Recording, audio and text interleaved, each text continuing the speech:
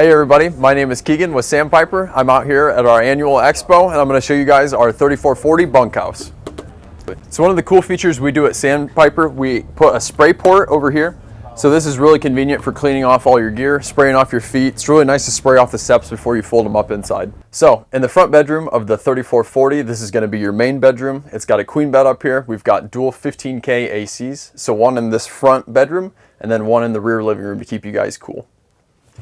So all Sandpiper fifth wheels will come with a porcelain foot flush toilet, and we also do a really nice undermounted sink, so that way messes are really easy to clean up.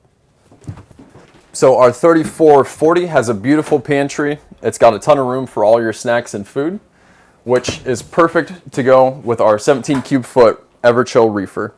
You also get a really nice island counter, so you get a ton of countertop space, and we'll do a booth dinette, which can break down into extra sleeping.